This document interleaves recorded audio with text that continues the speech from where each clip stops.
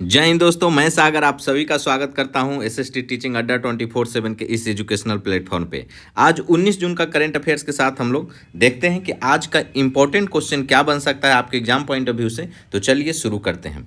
पहला सवाल है कि हाल ही में न्यू डेवलपमेंट बैंक यानी एनडीबी में शामिल होने वाला 10वां मेंबर और पहला मध्य एशियाई देश कौन सा है।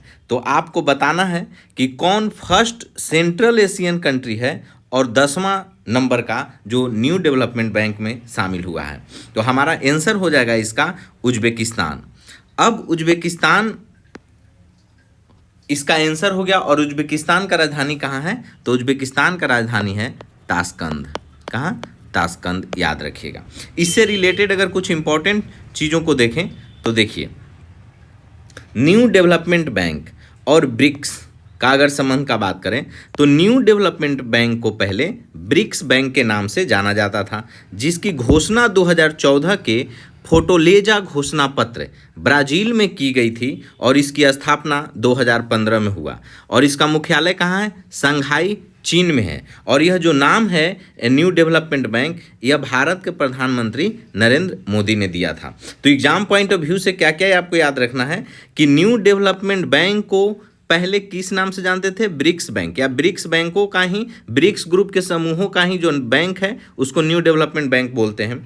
और इसका घोषणा 2014 के फोर्टालेजा घोषणा पत्र ब्राज़ील में हुआ था और इसकी स्थापना 2015 में हुआ है। घोषणा 2014 में किस घोषणा पत्र के तहत? फोर्टालेजा घोषणा पत्र के तहत। और इसका मुख्यालय कहाँ है? शंघाई, चीन में है। और यह जो नाम न्यू डेवलपमेंट बैंक दिया गया है प्राइम मिनिस्टर मोदी के द्वारा दिया गया है। इतना सारा बात आपको यहाँ से याद रखना है। अगर हम ताशकंद समझौता के बात करें, ताशकंद एग्रीमेंट का, तो उज्बेकिस्तान का राजधानी कहाँ है? ताशकंद है। और यहाँ 10 जनवरी 1966 को भारत पाकिस्तान युद्ध जो 1965 में हुआ था उसका ऐतिहासिक समझौता हुआ था, उसी को ताशकंद समझौता बोलते हैं, जिस पर भारत के तत्कालीन प्रधानमंत्री लाल बहादुर शास्त्री और पाकिस्तान के राष्ट्रपति अयूब खान ने हस्ताक्षर किया था। इसको एक और बार देखते हैं ताशकंद समझौता को। आपको ताशकंद समझौता याद रखना है कि कब हुआ है, तो याद रखिएगा 10 जनवरी 1966 को हुआ है। क्यों हुआ था? क्योंकि भारत पाकिस्तान के बीच जो युद्ध 1965 वाला हुआ था उसी का समझौता था ताशकंद समझौता, जिस पर उस समय भारत के प्रधानमंत्री कौन थे? तो भारत के प्रधानमंत्री लाल बहादुर शास्त्री और पाकिस्तान के राष्ट्रपति अयूब खान ने हस्ताक्षर किया था। ये सारा चीज़ एग्जाम के लिए बहुत ही इंपॉर्टेंट है। एक और चीज़ देखिए, एक दस्तलिक युद्ध अभ्यास होता है, दस्तलिक एक्सरसाइज होता है भारत और उज्बेकिस्तान के बीच में। भारत और उज्बेकिस्तान की सेनाओं के बीच होने वाला है संयुक्त सैन्य अभ्यास है, जिसका नाम क्या है? दस्तलिक है। तो ये आपको दस्तलिक को भी क्या करना है? याद रखना है। पूछा जाएगा कि दस्तलिक युद्ध अभ्यास किसके किसके बीच होता है, तो भारत और उज्बेकिस्तान के बीच होता है। इतना सारा फैक्ट्स आपको याद रखना है। चलिए क्वेश्चन नंबर 2 की तरफ चलते हैं। क्वेश्चन नंबर 2 है कि हाल ही में यूएसए और ईरान के बीच में जो समझौता हुआ है वह कहाँ पर हुआ है? तो यूएसए और ईरान के बीच में जो समझौता हुआ है वह समझौता हुआ है स्विट्जरलैंड में। कहाँ हुआ है? स्विट्जरलैंड में। आपको ध्यान रखना है। अगर यहाँ से हम कुछ एग्जाम पॉइंट ऑफ व्यू से चीज़ों को देखें तो देखिए, याद रखिएगा स्ट्रेट ऑफ हार्मुज जो कि बहुत ही ज़्यादा चर्चा में है, और यह जो स्ट्रेट ऑफ हार्मुज है ईरान के पास स्थित हार्मुज जल संधि फारस की खाड़ी और ओमान के खाड़ी को जोड़ता है। तो अगर आपसे पूछा जाए कि स्ट्रेट ऑफ हार्मुज किसको किसको जोड़ता है, तो स्ट्रेट ऑफ हार्मुज जोड़ता है आपको फारस की खाड़ी और ओमान की खाड़ी। तो फारस की खाड़ी और ओमान की खाड़ी को कौन जोड़ता है? स्ट्रेट ऑफ हार्मुज जोड़ता है। इस बात को ध्यान रखिएगा। वैश्विक तेल और गैस आपूर्ति के लिए यह मार्ग बेहद संवेदनशील है और समझौते के तहत इसे तुरंत खोलने की शर्त रखी गई है। इस बात को ध्यान रखिएगा। अभी यूएसए, ईरान, इजराइल जो कॉन्फ्लिक्ट चल रहा था उसी से रिलेटेड यह स्ट्रेट ऑफ हार्मुज आपको ध्यान रखना है। यह ईरान में स्थित है और यह किसको किसको जोड़ता है? स्ट्रेट ऑफ हार्मुज तो ओमान की खाड़ी को जोड़ता है। किससे? फारस की खाड़ी से। तो फारस की खाड़ी और ओमान के खाड़ी के बीच में स्ट्रेट ऑफ हार्मुज, इस बात को ध्यान रखिएगा। और यह क्यों इंपॉर्टेंट है? क्योंकि तेल और गैस आपूर्ति के लिए बहुत ही इंपॉर्टेंट मार्ग है, इस बात को ध्यान रखिएगा। चलिए आगे हम लोग चलते हैं। यहां देखिए एक और है 3H। यह जो 3H संकट है, 3H क्राइसिस फॉर इजराइल, इसका क्या मतलब है? यानी मध्य पूर्व, मिडल ईस्ट का बात करें तो इजराइल के सामने सक्रिय 3 प्रमुख ईरान समर्थित गुटों को 3H कहा जाता है। इजराइल के सामने सक्रिय 3 प्रमुख ईरान समर्थित गुटों को 3H कहा जाता है। जैसे एक एच से आपका हमास हो गया, हमास गाजा, एक एच से आपको हिजबुल्ला हो गया लेबनान में, और एक एच से हो गया हुती। हुती कहाँ है? यमन में। आपको यह ध्यान रखना है कि 3H बहुत इंपॉर्टेंट है एग्जाम पॉइंट ऑफ व्यू से। 3H क्राइसिस क्या है? तो 3H यह बोल रहा है कि मिडिल ईस्ट में इजराइल के सामने सक्रिय 3 प्रमुख ईरान समर्थित गुट, ये गुट किसको सपोर्ट करता है? ईरान को सपोर्ट करता है, इसी को 3H कहा जाता है। इस 3H का मतलब, एक 3H का मतलब आपको हो गया क्या? हमास। एक 3H का मतलब क्या हो गया? हमास। और दूसरा एच का मतलब हो गया हिजबुल्ला, और तीसरा एच का मतलब हो गया हुती। तो दूसरा का मतलब हो गया हिजबुल्ला और तीसरा एच का मतलब हो गया हुती, इसीलिए इसको 3H क्राइसिस बोला जाता है, इस बात को ध्यान रखिएगा।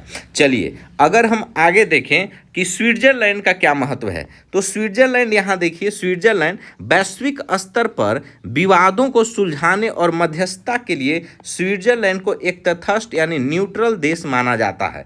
जहां जेनेवा में WTO यानी world trade organisation, WHO world health organisation और ILO इंटरनेशनल लेबर ऑर्गेनाइजेशन जैसी प्रमुख संस्थाओं का मुख्यालय है। तो ये सारा चीज़ आपके इंपॉर्टेंट है एग्जाम पॉइंट ऑफ व्यू से, सारा चीज़ आपको रट के रखना है। अगर आप BPSC PT का तैयारी कर रहे हैं या BPSC TRE4 जो अगर बिहार में सरकारी मास्टर बनना चाहते हैं उसके लिए यह कंटेंट बहुत ही मेहनत से तैयार किया गया है। आपको हर एक लाइन रट के रखना है अगर आप सरकारी नौकरी चाहते हैं तो। चलिए क्वेश्चन नंबर 3 के तरफ चलते हैं। 3 बोल रहा है कि भारत और जापान ने मिलकर तमिलनाडु की ग्रेप्स 3 म्यून टेलीस्कोप से सूर्य के चुंबकीय क्षेत्र की निगरानी की है, और यह टेलीस्कोप तमिलनाडु में कहाँ पर स्थित है? तो तमिलनाडु में यह जो है कहाँ पे है? ऊटी। आपको ऊटी याद रखना है। बोल क्या रहा है कि भारत और जापान ने मिलकर तमिलनाडु की ग्रेप्स 3, यह इस चीज़ को याद रखिएगा, ग्रेप्स 3 म्यून टेलीस्कोप, यह जो ग्रेप्स 3 म्यून टेलीस्कोप है सूर्य के चुंबकीय क्षेत्र की निगरानी की है, और यह टेलीस्कोप तमिलनाडु के कहाँ पर स्थित है? तमिलनाडु के कहाँ पर स्थित है? तो याद रखिएगा ऊटी में। कहाँ पे? ऊटी में। अगर और इसके बारे में कुछ जाने भौगोलिक स्थिति के बारे में तो सुनिएगा कुछ इंपॉर्टेंट फैक्ट्स यहाँ से। यह दूरबीन समुद्र तल से 2200 मीटर की ऊंचाई पर ऊटी तमिलनाडु में। ऊटी शहर, कभी कभी ये भी पूछ लेता है ऊटी शहर कहाँ है? तो तमिलनाडु में है। और यह जो ग्रेप्स म्यून को सेट किया गया है, यह दूरबीन कहाँ पे है? तो समुद्र तल से 2200 मीटर की ऊंचाई पर स्थित है, जो कि नीलगिरी पहाड़ियाँ का हिस्सा है। किसका हिस्सा है? नीलगिरी पहाड़ी का हिस्सा है। नीलगिरी को पूर्वी और पश्चिमी घाट का मिलन बिंदु कहा जाता है, इस बात को याद रखिएगा। तो नीलगिरी को पूर्वी और पश्चिमी घाट का जो जंक्शन पॉइंट है, अगर हम बात करें कि पूर्वी और पश्चिमी घाट का अगर हम बात करें यहाँ पे, तो अगर पूर्वी आपका ये हो गया क्या? पश्चिमी घाट, और ये हो गया पूर्वी घाट। तो इसका जो मिलन पॉइंट है, जो जंक्शन पॉइंट है, तो नीलगिरी, यहीं पे नीलगिरी पर्वत है, तो इसी को नीलगिरी को पूर्वी और पश्चिमी घाट का मिलन बिंदु कहा जाता है, इस बात को ध्यान रखिएगा। चलिए आगे चलते हैं। नीलगिरी के बारे में अगर देखें आपके एग्जाम पॉइंट ऑफ व्यू से, नीलगिरी का सबसे ऊंची चोटी, तो नीलगिरी का सबसे ऊंची चोटी है डोडा बेटा। नीलगिरी का सबसे ऊंची चोटी क्या है? डोडा बेटा। और एग्जाम में ये भी पूछा है कि इसका हाइट कितना है? 2637 मीटर, इतना ध्यान रखिएगा। तो नीलगिरी की सबसे ऊंची चोटी का बात करें डोडा बेटा है, और इसका हाइट कितना है? 2637 मीटर, आपको ध्यान रखना है 2637 मीटर। चलिए आगे चलते हैं। यहाँ देखिए TIFR द्वारा संचालन इस टेलीस्कोप को Tata institute of fundamental research, TIFR का फुल फॉर्म याद रखिएगा।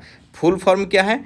Tata institute of fundamental research TIFR संचालित करता है और TIFR की स्थापना 1945 में डॉक्टर होमी जहांगीर भाभा, जो कि भारत के परमाणु कार्यक्रम के जनक है, के प्रयासों से हुई थी। इसको एक और बार देखते हैं, बहुत इंपॉर्टेंट है। TIFR के बारे में जानिए। TIFR का मतलब क्या है? इस टेलीस्कोप को किसने बनाया है? तो TIFR ने बनाया है, Tata institute of fundamental research. Tata institute of fundamental research ने। और TIFR की स्थापना 1945 में किसने की? डॉक्टर होमी जहांगीर भाभा ने। और डॉक्टर होमी जहांगीर भाभा को ही भारत के परमाणु कार्यक्रम के जनक कहा जाता है। बहुत ही इंपॉर्टेंट है, ध्यान रखिएगा, वेरी वेरी इंपॉर्टेंट, कि भारत के परमाणु कार्यक्रम के जनक डॉक्टर होमी जहांगीर भाभा के द्वारा TIFR का स्थापना 1945 में किया गया था। कब किया गया था? 1945 में TIFR का स्थापना किया गया था।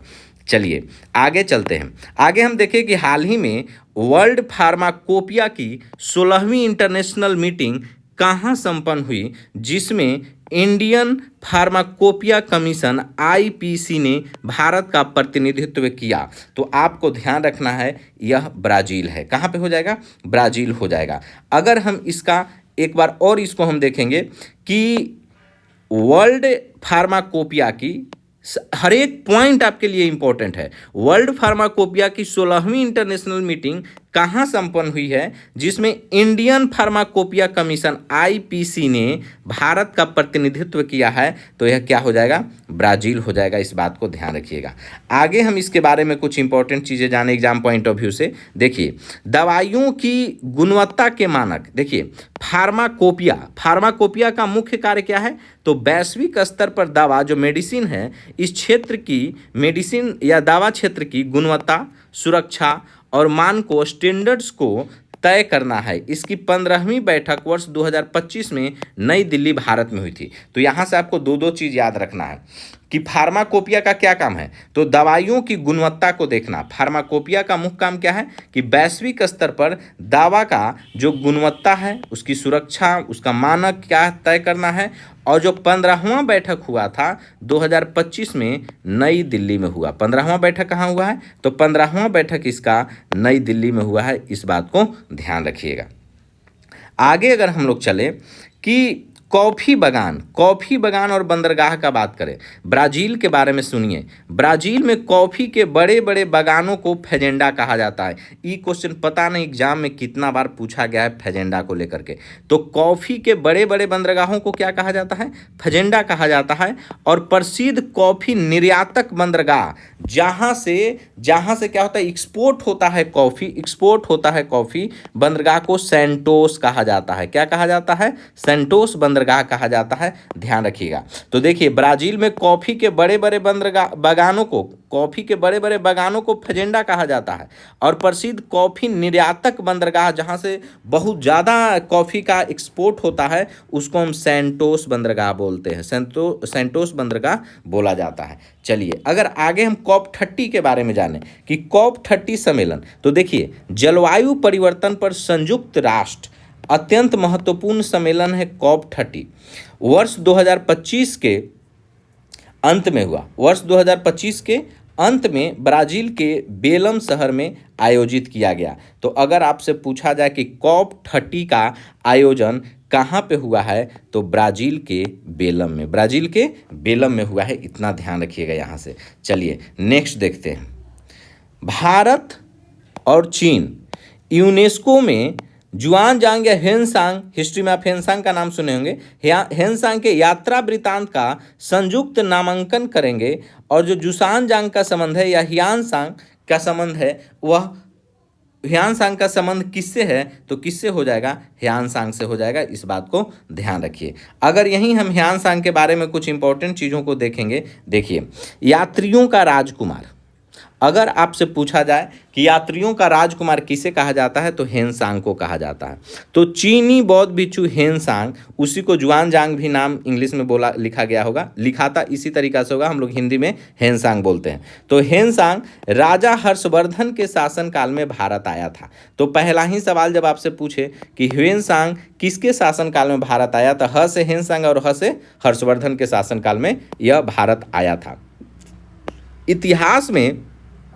इसे यात्रियों का राजकुमार और नीति का पंडित भी कहा जाता है। बहुत इंपॉर्टेंट है एग्जाम पॉइंट व्यू से कि इतिहास में अगर आपसे पूछे कि इतिहास में यात्रियों का राजकुमार किसे कहा जाता है तो हेनसांग को कहा जाता है। अगर आपसे पूछे कि नीति का पंडित किसे कहा जाता है तो हेनसांग को कहा जाता है। यह बहुत ही इंपॉर्टेंट पॉइंट है, बहुत ही इंपॉर्टेंट क्वेश्चन है। याद रखिएगा कि हेनसांग किसके शासनकाल में आया था और यात्रियों का राजकुमार या नीति का पंडित किसे कहते हैं तो हेनसांग को कहते हैं। अब यहाँ पे देखते हैं सी यू की बहुत इंपॉर्टेंट किताब है। सी यू की के बारे में जानिए। हेनसांग की प्रसिद्ध यात्रा वृतांत पुस्तक का नाम सी यू की है। तो सी यू की किसने लिखा है? हेनसांग ने, जिसमें तत्कालीन भारत की राजनीतिक, सामाजिक और आर्थिक स्थिति का सजीव वर्णन मिलता है। मतलब बहुत ही ऐसा पढ़ने पे जब सी यू की को पढ़िएगा तो लगेगा कि क्या एकदम पूरा चीज़ एकदम ओरिजिनल टाइप का, आपको उसमें बहुत ही कम चीज़ें फेक दिखाई देगा, इसीलिए यहाँ सजीव वर्णन शब्द का इस्तेमाल हुआ है। तो याद रखिएगा सी यू की पुस्तक कौन लिखा है तो हेनसांग लिखा है। बस इतना एग्जाम पॉइंट ऑफ व्यू से काफ़ी है। आगे चलते हैं। नालंदा में शिक्षा से रिलेटेड बात अगर इससे कर लें तो हेनसांग बिहार के प्रसिद्ध नालंदा विश्वविद्यालय में बौद्ध धर्म और दर्शन की शिक्षा प्राप्त की थी और उस समय नालंदा के कुलपति यानी वाइस चांसलर कौन थे? प्रसिद्ध बौद्ध विद्वान आचार्य शिलभद्र थे। तो आपको ये भी एग्जाम पॉइंट ऑफ व्यू से ध्यान रखना है कि बिहार के प्रसिद्ध नालंदा विश्वविद्यालय में हेनसांग ने पढ़ाई की और किस चीज़ की शिक्षा ली तो बौद्ध धर्म और दर्शन की शिक्षा प्राप्त की। और जब नालंदा में यह पढ़ रहे थे हेनसांग तो उस समय नालंदा के वाइस चांसलर यानी कुलपति कौन थे तो याद रखिएगा आचार्य शिलभद्र का नाम। कौन थे? आचार्य शिलभद्र का नाम। चलिए आगे हम लोग चलते हैं। आगे हम लोग अगर देखें, यहां देखिए कि रक्षा मंत्रालय ने national military drone technology hub विकसित करने के लिए कहां सैद्धांतिक मंजूरी दी है तो याद रखिएगा आपका क्या हो जाएगा? आईआईटी कानपुर। ये आपका जवाब हो गया। लेकिन अब हम इससे रिलेटेड कुछ इंपॉर्टेंट चीज़ देखते हैं। यहाँ देखिए, यहाँ कोई चीज़ है। यहाँ अगर हम बात करें कि भैरव बटालियन क्या है तो भारतीय सेना ने ड्रोन और आधुनिक तकनीक के सैन्य संचालन में उपयोग बढ़ाने के लिए जयपुर राजस्थान में भैरव बटालियन की शुरुआत की है। तो भैरव बटालियन क्या है? भारतीय सेना ने ड्रोन और आधुनिक तकनीकों का सैन्य संचालन उपयोग बढ़ाने के लिए जयपुर राजस्थान से भैरव बटालियन की शुरुआत की है। तो यह एक क्या है? ड्रोन है। कृत्रिम वर्षा तकनीक का अगर हम बात करें तो देखिए यहाँ पे आईआईटी कानपुर भारत का वह अग्रणी संस्था है जिसमें क्लाउड सीडिंग तकनीक विकसित कर कृत्रिम बारिश कराने में सफलता हासिल की है। तो कृत्रिम वर्षा तकनीक किसके मदद से? आईआईटी कानपुर ने यह क्लाउड सीडिंग तकनीक एक विकसित किया है। तो क्लाउड सीडिंग विकसित आईआईटी कानपुर ने। यंत्र इंडिया लिमिटेड का अगर बात करें तो महाराष्ट्र के नागपुर में रक्षा निर्माण क्षेत्र की सार्वजनिक कंपनी यंत्र इंडिया लिमिटेड द्वारा देश की पहली एल्यूमिनियम एक्सट्रूजन प्रेस की स्थापना की जा रही है जो रक्षा उपकरण को स्वदेशीकरण को बढ़ावा देगी। इस बात को ध्यान रखिएगा। चलिए आगे अगर हम लोग चलें, यहाँ देखते हैं क्वेश्चन कि हाल ही में साइबर फिनेंशियल फ्रॉड से निपटने के लिए आरबीआई ने रिलेथॉन 26 कहाँ लॉन्च की है? तो साइबर क्या बोल रहा है कि साइबर फाइनेंशियल फ्रॉड से निपटने के लिए आरबीआई ने रिलेथन 26 कहाँ लॉन्च किया है? तो कहाँ लॉन्च किया है? याद रखिएगा केरल का नाम। कहाँ पे? केरल का नाम आपको याद रखना है। कुछ इंपॉर्टेंट फैक्ट्स देखते हैं। देखिए यहीं पे राष्ट्रीय साइबर हेल्पलाइन, भारत सरकार द्वारा साइबर वित्तीय धोखाधड़ी की शिकायत दर्ज करने के लिए एक देशव्यापी टोल फ्री हेल्पलाइन नंबर 1930 संचालित किया गया। अगर वहीं पे तो हेल्पलाइन नंबर 1930। और डिजिटल अरेस्ट क्या होता है? तो डिजिटल अरेस्ट यह एक नया साइबर अपराध है। ध्यान रखिएगा एग्जाम में पूछा जा सकता है कि डिजिटल अरेस्ट क्या होता है। तो यह एक नया साइबर अपराध है जिसमें ठग वीडियो कॉल के जरिए, ठग क्या करते हैं, वीडियो कॉल के जरिए खुद को सीबीआई या पुलिस अधिकारी बताकर पीड़ित को कानूनी कार्रवाई का डर दिखाकर घर में ही बंधक यानी डिजिटल अरेस्ट बना लेते हैं और पैसे ऐंठते हैं। वहीं अगर नेक्स्ट फैक्ट का बात करें आरबीआई का इतिहास के बारे में, देखिए भारतीय रिजर्व बैंक आरबीआई की स्थापना हिल्टन यंग कमीशन या यंग हिल्टन कमीशन शाही आयोग की सिफारिश पर 1 अप्रैल 1935 को हुई थी। तो याद रखिएगा 1 अप्रैल 1935 को हुई थी और इसका राष्ट्रीयकरण 1 जनवरी 1949 को हुआ। तो 1 जनवरी 1949 को आरबीआई का राष्ट्रीयकरण, ये पॉइंट इंपॉर्टेंट है, याद रखिएगा कि आरबीआई का राष्ट्रीयकरण कब हुआ, तो 1 जनवरी 1949। नेक्स्ट अगर हम बात करें कि हाल ही में भारतीय नौसेना ने 36 साल की सेवा के बाद सी किंग MK-42B फ्लीट हेलीकॉप्टर को कहाँ सेवा मुक्त रिटायर्ड किया है। तो फ्लीट हेलीकॉप्टर को कहाँ सेवा मुक्त किया है, तो याद रखिएगा कहाँ हो जाएगा, मुंबई को आपको ध्यान रखना है। क्या सवाल बोल रहा है, सवाल बोल रहा है कि भारतीय नौसेना ने 36 साल की सेवा के बाद, हर एक लाइन याद रखिएगा, 36 साल की सेवा के बाद सी किंग MK-42B, आपको इसका नाम याद रखना है हेलीकॉप्टर का, सी किंग MK-42B, और इसको कहाँ पे रिटायर किया है, तो मुंबई में रिटायर किया है। वहीं अगर हम बात करें कि फ्लाइंग फ्रीगेटस सी किंग MK-42B को नौसेना का बहुमुखी योद्धा माना जाता था और इसे प्यार से फ्लाइंग फ्रीगेट्स भी कहा जाता है। क्या कहा जाता है, फ्लाइंग फ्रीगेट्स भी कहा जाता है, इसको फ्लाइंग फ्रीगेट्स भी कहा जाता है। NH-60R रोमियो हेलीकॉप्टर सी किंग हेलीकॉप्टर्स के सेवानिवृत्त होने के बाद अब उनकी जगह अमेरिका से खरीदे गए आधुनिक MH-60R यानी रोमियो मल्टी रोल हेलीकॉप्टर्स ले रहा है, जो पनडुब्बी रोधी युद्ध में माहिर है। वहीं अगर हम C-295 और H-125 प्रोजेक्ट का बात करें तो भारत में एयरबेस के सहयोग से बड़ोदरा में C-295 परिवहन विमान बनाए जा रहे हैं, जबकि बेंगलुरु में कर्नाटक में H-125 हेलीकॉप्टर का निर्माण किया जा रहा है, इतना ध्यान रखिएगा। वहीं नेक्स्ट का अगर हम बात करें, देखिए हाल ही में दिमाग खाने वाले अमीबा, ब्रेन ईटिंग अमीबा से कहाँ पर सर्वाधिक 33 मौतें दर्ज की गई है, तो याद रखिएगा क्या हो जाएगा बाबू, केरल में। कहाँ पे, केरल में, आपको ध्यान रखिएगा। इंपॉर्टेंट चीज़ें देख लेते हैं। नेग्लेरिया फाउलरी का अगर बात करें, दिमाग खाने वाले इस खतरनाक अमीबा का वैज्ञानिक नाम क्या है, तो नेग्लेरिया फाउलरी। याद रखिएगा एग्जाम में पूछ भी देगा कि जो ब्रेन ईटिंग अमीबा है उसका वैज्ञानिक नाम क्या है, तो उसका वैज्ञानिक नाम है नेग्लेरिया फाउलरी या एकांत मोबा। यह एक कोशिकीय सिंगल सेल जीव है, इस बात को ध्यान रखिएगा। संक्रमण की विधि, यह अमीबा गर्म और मीठे पानी के स्रोतों जैसे झीलों, कुओं और स्विमिंग पूल में पनपता है। जब कोई व्यक्ति ऐसे पानी में तैरता है तो यह नाक के रास्ते शरीर में प्रवेश कर सीधे मस्तिष्क के टिश्यू को नष्ट कर देता है। अगर हम वहीं कोलीफॉर्म बैक्टीरिया का बात करें तो देखिए कोलीफॉर्म बैक्टीरिया हाल ही में केरल के कुओं के पानी में प्रदूषण के कारण कोलीफॉर्म बैक्टीरिया का संक्रमण भी देखा गया, जो मानव या पशुओं के मलमूत्र के दूषित पानी में मिलने से फैलता है। इस बात को याद रखिएगा, फीकल कंटेमिनेशन के कारण ऐसा होता है। वहीं अगर हम नेक्स्ट क्वेश्चन का बात करें, देखिए ministry of road and transport, सड़क परिवहन और राजमार्ग मंत्रालय ने गाड़ी बदलने की योजना के लिए अशोक लेलैंड और स्विच मोबिलिटी के साथ पहला समझौता कहाँ किया है, तो पहला समझौता दिल्ली NCR। कहाँ पे, दिल्ली NCR का आपको नाम याद रखना है। इससे इंपॉर्टेंट फैक्ट, स्क्रैपेज पॉलिसी क्या है, तो स्क्रैपेज पॉलिसी बहुत इंपॉर्टेंट आपके एग्जाम के लिए। इस योजना के तहत दिल्ली NCR में प्रदूषण कम करने के लिए पुरानी कबाड़ हो चुकी कमर्शियल गाड़ी जैसे BS4 मानक वाली को हटाकर आधुनिक BS6 या इलेक्ट्रिक इलेक्ट्रिक वाहनों से रिप्लेस किया जाएगा, जिस पर ग्राहकों को विशेष छूट दी जाएगी। यही स्क्रैपेज पॉलिसी है, ध्यान रखिएगा।